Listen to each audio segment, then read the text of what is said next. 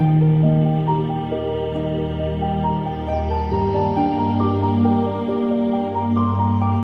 everyone, I am Dr. Radhika Kelkar. I am a psychiatrist, psychotherapist practicing at Akola. In this video, I am going to talk about childhood depression and we are going to discuss some vital points regarding the same topic. So to know about causes of childhood depression, the symptomatology and the management plan, check out the full video. So coming to childhood depression, why is it important to discuss it first of all? Because it is one of the major public issues faced currently. There are so many young people getting affected by it and sometimes the symptoms just go unnoticed and unattended. And also because it has chronic effects on the person's emotions, on the person's cognitive ability, on the person's in general functioning in life. So that is why it is extremely important to address this issue. So first of all, what is the prevalence of childhood depression?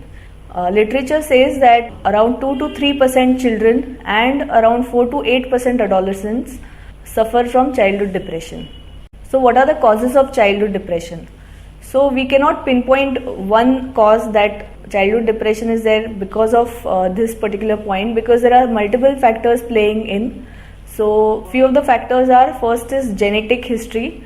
That is, if one or both the parents are having history of depression in their lives, the chances of the child getting depression or depressive features are more usually. If one parent is involved, the chances are doubled, and if both the parents are having the history, then the chances are almost 2 to 3 times. So genetic history is definitely important. The second most important factor is the psychosocial environment, the psychosocial factors playing in the child's life.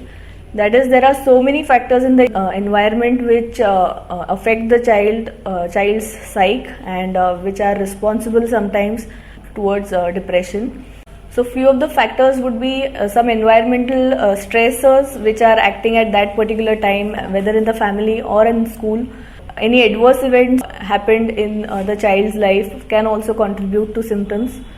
Then if there is a history of marital discord in the family, there are constant fights, there are constant arguments, there are constant instability in the house, that can also contribute. If there is history of abuse or neglect, the child is not getting the proper environmental support that he should be getting, that can be one of the causes. Other causes can be parents suffering from mental illness, as I mentioned before. If that is affecting the environment at home, that can be a big factor. Also, if parents are involved in any substance use, that can affect. And lastly, poverty or any adverse condition that the child is facing.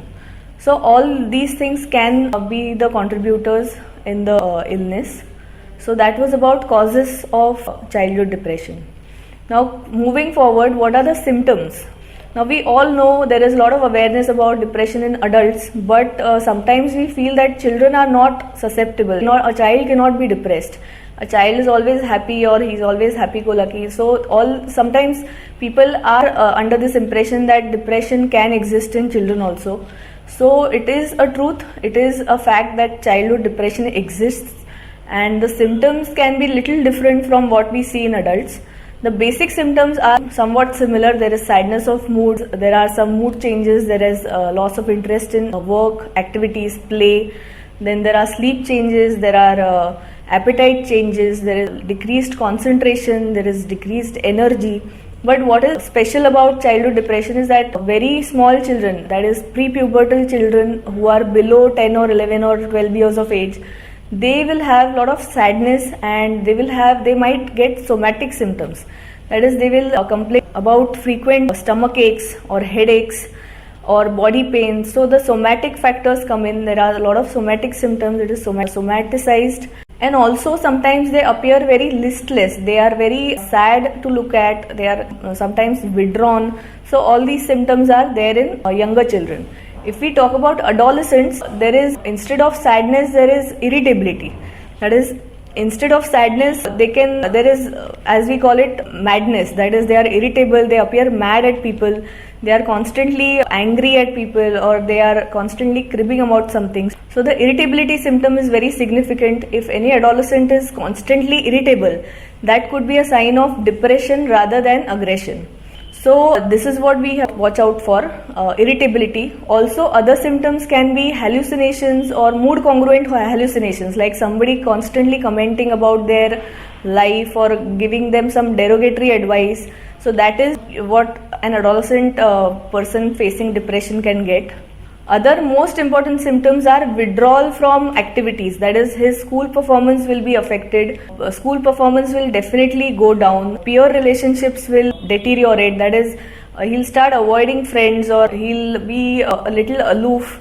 He'll start avoiding family responsibilities, or stop participating in family rituals, or whatever the family is taking initiatives, he'll usually resist all these things. So that can be one of the symptoms of depression. Other symptoms are poor personal hygiene, or suicidal thoughts or suicidal ideations, or any attempt. So these are basically the symptoms of childhood depression, and any child having these symptoms is not misbehaving, but he could actually have depression. So if anybody is having an experience with such a child, do not misunderstand it as a behavioral problem or an attitude problem. It could be actually depression which he is facing. So these are the symptoms in short. So what do we do about it?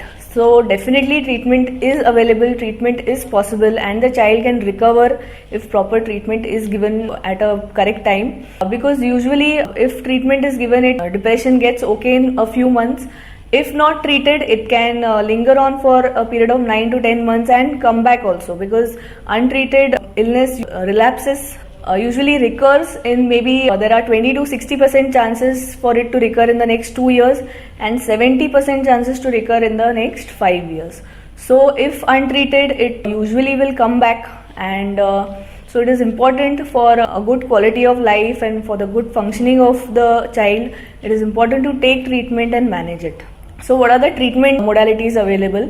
First of all, we evaluate. It is very much according to what the patient is facing. There is no there is no fixed protocol for treatment. According to what the child is, what all problems that the child is facing, or what are the symptoms and what are the causes. As we discussed, there can be various causes, various etiological factors. So taking into consideration, each child can be given different kind of treatment. There is no single treatment for every child. So basically it may consist of medicines, some antidepressants which will act swiftly and which will give the child much relief, and other modalities are psychosocial interventions. Like there are multiple therapies that can be administered to the child, the parents and the entire family to deal with this problem. So a few of the modalities are, there is CBT, that is cognitive behavioral therapy.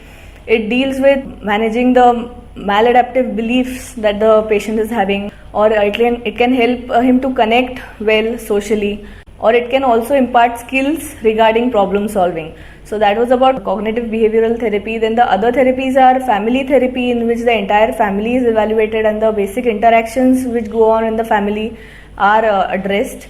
Then there is interpersonal therapy, in which a few other points are considered. That is, any type of loss that the patient is having, any interpersonal dispute or interpersonal deficit that the patient is having, or on any role transition that the child is facing. That is, if a child is forced by the situation that he is to adapt a new role, that can add in a lot of stress and that can lead to depression. So these are some of the points that are discussed in psychotherapy.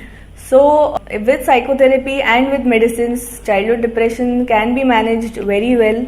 So if you know of any child going through this or any family facing this, you should increase awareness about it to them and advise them to consult a mental health professional, a psychiatrist or a psychologist, and get it treated.